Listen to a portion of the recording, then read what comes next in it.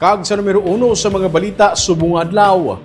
Ginatun-an sa karon sang probinsya sa Negros Occidental ang pagpatuman sang minimum price para sa live weight kag karne sang baboy ini para mapangapinan ang mga hog raisers pati na ang mga konsumidor. Gisiling ni Governor Eugenio Lacson yung ginalantaw nila kung legal ang pagpatuman sang minimum price sa baboy. Dala sa epekto sang African swine fever, nagbarato ang presyo sang baboy subong.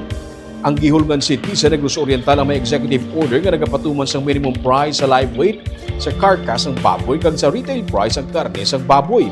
Pero sunod sa kay Lacson ang natabo nga may mga traders nga wala na nagabakal sa Gihulgan kag sa iban pagid nga mga kaipig nga mga lugar. Ang plano karon amo ang ipatuman ang pag-set sang minimum price sa bilog nga Negros Oriental sunod sa kay Lacson. Ang kasubong nga tikang gilalantaw sa Negros Occidental nga ipatuman man sa bilog nga probinsya. Kag para mabuligan pagid ang industriya, nagsulat si Governor Lacson sa probinsya sa Iloilo nga kung mahimo pasudlon ang baboy gikan sa mga commercial farms sa Negros Occidental.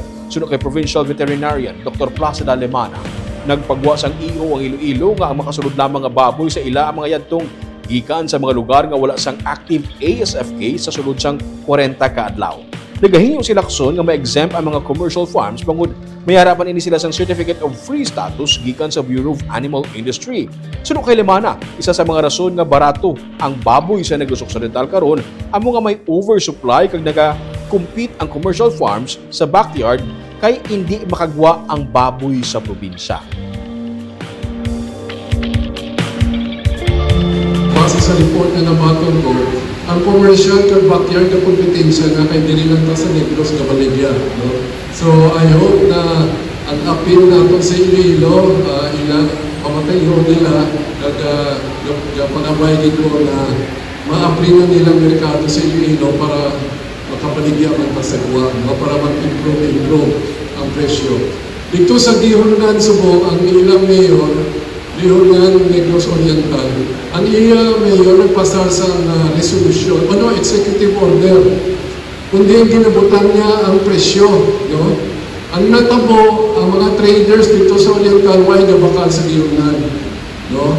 So ang plano naman nila subong is, himo nila province-wide. No? So ginapastudyohan ko man na kung pwede nato na mahimo dire.